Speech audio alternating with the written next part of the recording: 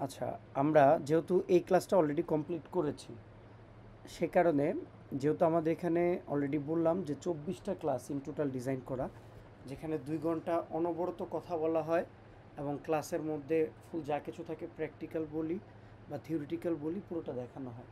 তো যদি 2 ঘন্টা টানা দেখানো পসিবল না হয় তাহলে আমরা সেটাকে ভাগ ভাগ করে ওই টপিকটা আমরা একটার পর একটা শেষ করে যাব। ঠিক আছে? সেটা 24টা ক্লাস হোক বা 30টা ক্লাস হোক, এটা ম্যাটার না। ওকে, সো আমরা যেহেতু এটা শেষ করছি আর এটার মধ্যে ছিল আরেকবার একটু আমি গোথ্রো করি।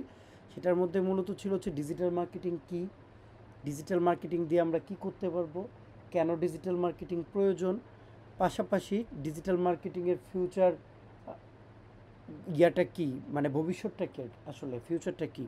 ঠিক আছে, এবং আমি যদি ডিজিটাল মার্কেটিং করি আমি কি কি মাধ্যমে টাকা ইনকাম করতে পারবো, এটাই তো ছিল নাকি?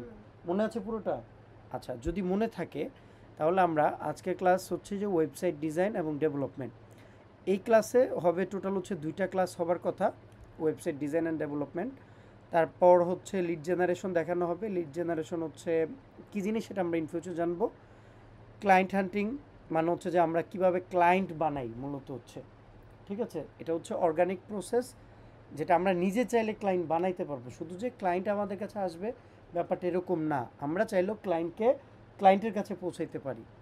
তারপর হচ্ছে সার্চ ইঞ্জিন অপটিমাইজেশন, যেটা হচ্ছে একটা ওয়েবসাইটকে কীভাবে আমরা র্যাঙ্ক করে প্রথম পেজে নিয়ে আসতে পারি সেটা।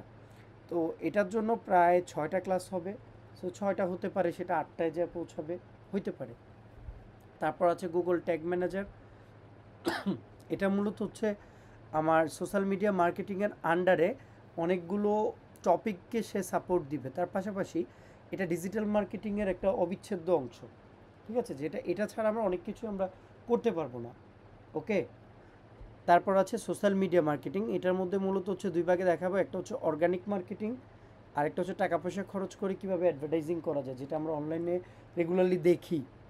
ওকে, আরেকটা হচ্ছে গুগল অ্যাডভার্টাইজিং, আমরা গুগলে কিভাবে অ্যাড রান করা হয়, সেখানে প্রায় 3টা ক্লাস থাকবে। ওকে, তারপর হচ্ছে গুগল অ্যানালিটিক্স, কীভাবে এই ওয়েবসাইটের ইনফরমেশনগুলোকে ইউজার কীভাবে ব্যবহার করছে ওয়েবসাইটটাকে, সেটা অ্যানালাইসিস করার জন্য মূলত হচ্ছে ওয়েব অ্যানালিটিক্সটা ব্যবহার করা হয়।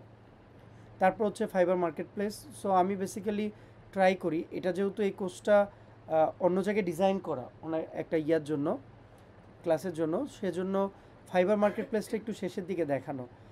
যদিও এই ক্লাসটাকে আমরা ডিভাইড করে এই প্রত্যেকটা ক্লাসের ভিতরে ভিতরে একটু একটু করে এটা শেষ করি, যাতে করে যারা আসলে কোর্স করে তারা মূলত হচ্ছে ফুল 2টা 3টা 4টা ক্লাস কমপ্লিট করার পর, 5টা ক্লাস কমপ্লিট করার পর সে যাতে ক্লায়েন্ট পাওয়ার জন্য রেডি হয়, মানে ক্লায়েন্ট তাকে খুঁজে পায়।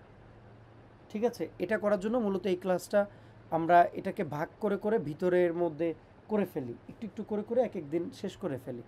আচ্ছা, এরপরে লাস্ট ক্লাসটা হচ্ছে যে ফিউচার গাইডলাইন্স, আসলে ডিজিটাল মার্কেটিং দেখতে কেমন সেটা এই ক্লাসটাতে অনেক আলোচনা করা হয়েছে, তাই না?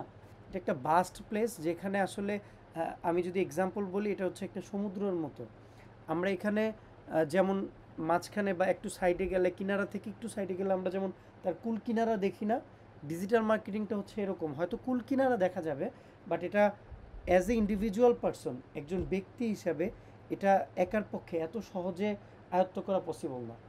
ঠিক আছে, সো এটা করতে অনেক সময়ের প্রয়োজন। যেমন আমি গত 10 বছর যাবৎ আমি এগুলো শিখছি, বিভিন্ন টপিক শিখে আজকে আমি অ্যাজ এ ট্রেনিং করাচ্ছি, তাই না? তা ঠিক তদ্রূপ আমি কিন্তু সব জানি ব্যাপারটা এরকম না। আমি স্পেসিফিকলি অনেকগুলো টপিক জানি, তার মধ্যে গুটি কয়েক এখানে তুলে ধরা হয়েছে, যেটা আসলে অন্যান্য যারা ফ্রিল্যান্সিং করবে ইন্টারেস্টেড তাদের জন্য আসলে এটা বেটার। ঠিক আছে, তাদেরকে তো এত কিছু শিখে লাভ নেই, তারা আসলে সব কিছু মাথার উপর দিয়ে যাবে। সো এটাকে সিম্পলিফাই করে একটা কম্প্যাক্ট তৈরি করা হয়েছে, যেটা দিয়ে আসলে সে ফ্রিল্যান্সিং ক্যারিয়ারটা শুরু করতে পারবে। তার পাশাপাশি আস্তে আস্তে করে সে নির্দিষ্ট সময় পার করার পর একটা টপিকে সে মাস্টার হওয়ার পর আরেকটা টপিকে সে জাম্প করবে। এই কোর্সটা মূলত সেভাবে ডিজাইন করা, এবং এই ক্লাসের মধ্যে এই টপিকগুলো খুব ভালোভাবে ইনডেপথ আলোচনা করা হয়, যে ডিজিটাল মার্কেটিং অন্যান্য টপিকে কী কী থাকতে পারে, কীভাবে শিখতে হয় সেই টপিকগুলো। ঠিক আছে, সো এটা নিয়ে কোনো কোশ্চেন আছে? ওকে।